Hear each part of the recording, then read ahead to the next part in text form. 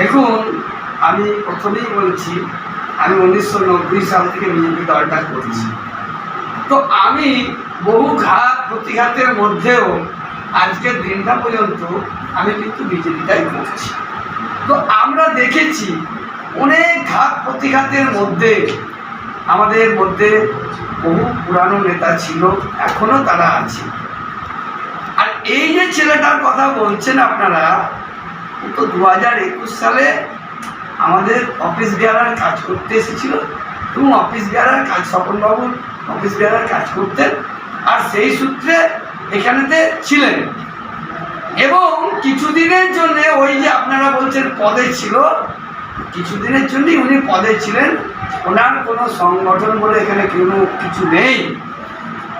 আমাদের এখানে অসীম পাল, সুকুমার খাড়া, এই গণেশ চক্রবর্তী, জগন্নাথ দাস, আমাদের অজয় দাস, তরুণ চক্রবর্তী, বিনোদগ্রামে গৌর মণ্ডল, এরকম বহু পুরনো নেতা যারা দীর্ঘদিন বিজেপিটা করেছে এবং এখনো তারা করছে।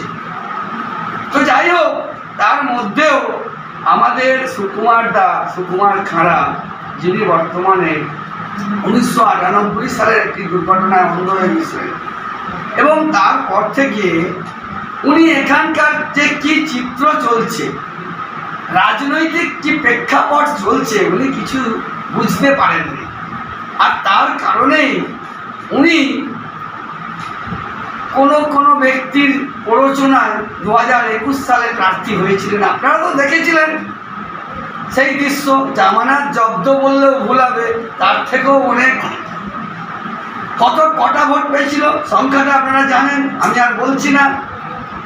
সেই হিসাব করে দেখুন, এই 3 দিনের চ্যাঙ্কা, যে চ্যাঙ্কা আমাদের প্রার্থী এই সন্তু পান ভাইয়ের কাছে বার্গেনিং করতে এসেছিল টাকার জন্য এবং বলেছিল, দাদা আমাকে এই টাকা দিতে হবে। সংখ্যাটা বলছিলেন, বিরাট কিছু অঙ্ক নয়, খুবই সামান্য কিছু টাকা। আর সেই সামান্য কটা টাকা না দিলে উনি নাকি নির্দল প্রার্থী হয়ে যাবেন। প্রার্থী বললেন, যান আপনি দিন, আমি আপনাকে 1 টাকাও দেবো না।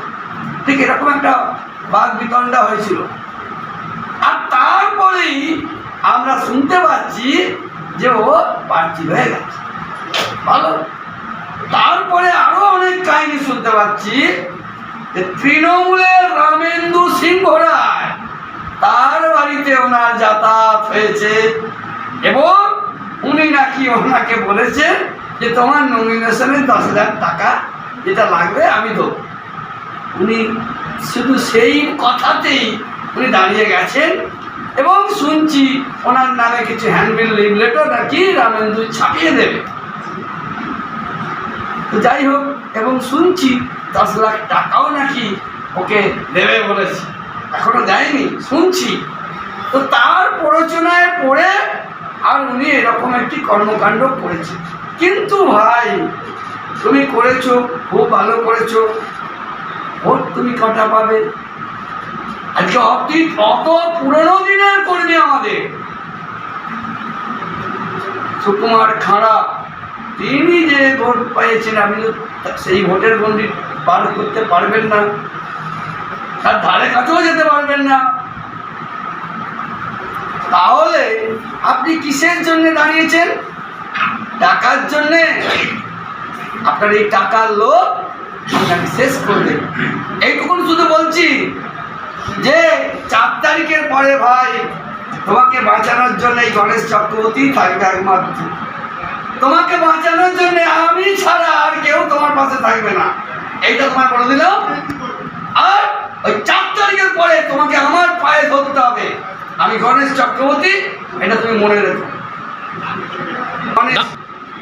বিজেপি আরামবাগ সাংগঠনিক জেলার সহসভাপতি।